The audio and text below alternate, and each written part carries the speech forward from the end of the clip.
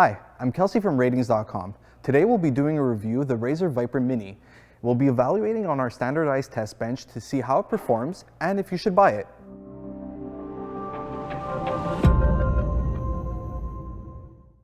The Razer Viper Mini is a wired, ultra-lightweight gaming mouse with a symmetrical shape.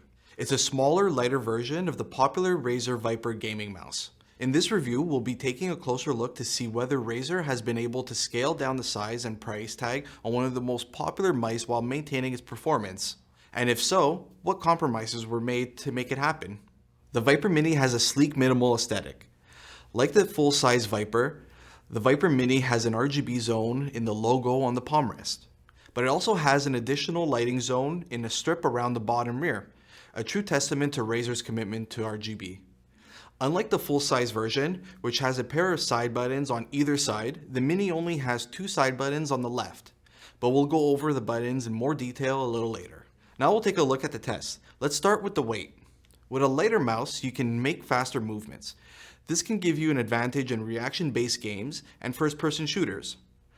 On the other hand, you may prefer a heavier, more comfortable mouse for other genres. The Viper Mini is extremely lightweight, making it an excellent choice for FPS gaming. To give some perspective, it's 6 grams lighter than the popular Glorious Model O, and only 16 grams heavier than the Starlight 12 Small, which is the lightest mouse we've tested. Good build quality is important for the overall longevity of your mouse, and can also play a role in how comfortable it is to use. The Viper Mini feels very well built. Despite being smaller and lighter, it feels just as sturdy as the Razer Viper or Razer Viper Ultimate. There's also no rattling sounds when you move the mouse, and none of the buttons wobble. A good cable is a key element for any wired gaming mouse. Rubber cables are fairly flexible, but they can often feel cheap. While braided cables tend to be the most resistant to wear, they aren't very flexible. On the other hand, paracord-like cables are typically the most flexible and offer the least drag on mouse pads and desks. The Viper Mini has a great paracord-like cable. It's flexible, but unlike more premium cables, it retains some permanent kinking from being packaged, which causes some drag and affects the overall flexibility. Moving on to the mouse feet, the shape, location, thickness, and material of these feet contribute to how your mouse feels when you move it across your mouse pad or desk. This mouse has two large virgin gray PTFE mouse feet. They're thick enough to clear most dust particles and have rounded edges, making them less likely to catch and create drag on mouse pads or desks. They're also very quiet. Even compared to similar lightweight mice, the Viper Mini is small. Because of its size, it's only comfortable for palm grip for those with small hands.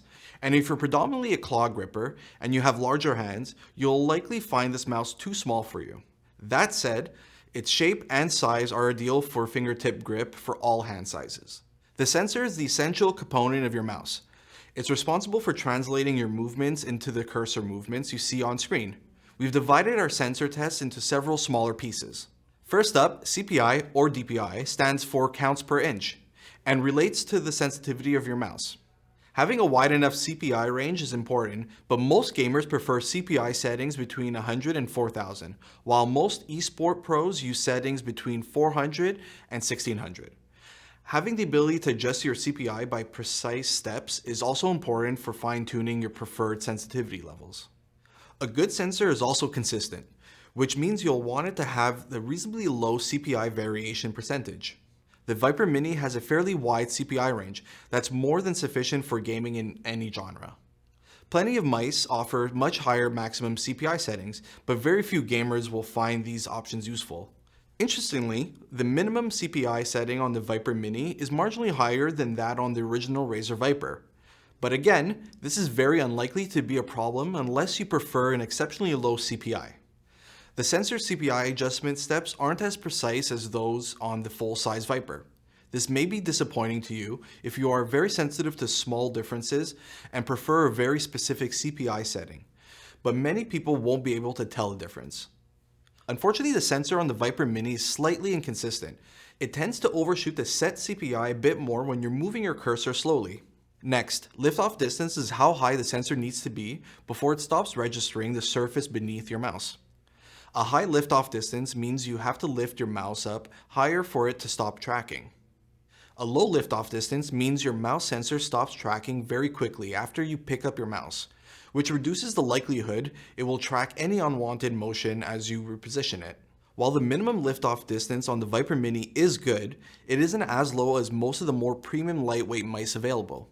This can pose problems if you have a smaller mousepad or play on low CPI sensitivity settings and need to lift your mouse to reposition once you've reached the edge of your playing surface. That said, if your playstyle doesn't involve lifting your mouse off your gaming surface, you don't need to worry about this at all. Polling rate is measured in hertz and dictates how often the sensor reports its position to your computer. Typically, you'll want to use the highest polling rate possible as higher values result in a smoother cursor movements. Like its larger counterpart, the Razer Viper has a polling rate options of 125 Hz, 500 Hz, and 1000 Hz. As this is a wired mouse, you don't need to worry about conserving battery life, so there's no advantage to using any of its lower polling rate settings. Using 1000 Hz polling rate is the current standard for gaming mice and delivers very smooth cursor movements in-game. Click latency is a measure of how long it takes for your mouse click to be registered by your computer once you click it. A lower click latency can play a crucial role in how responsive your gaming experience feels, as any millisecond can make a difference between winning and losing. The Viper Mini has exceptionally low click latency. It delivers a very responsive feeling in-game suitable for all game genres. The Viper Mini has 6 total buttons, all of which you can program using the customization software. As we previously mentioned, the Razer Viper Mini only has 2 side buttons on the left. This is a departure from other mice in the Viper lineup, which have a pair of side buttons on either side, making them true ambidextrous mice, equally suited for right or left-handed users.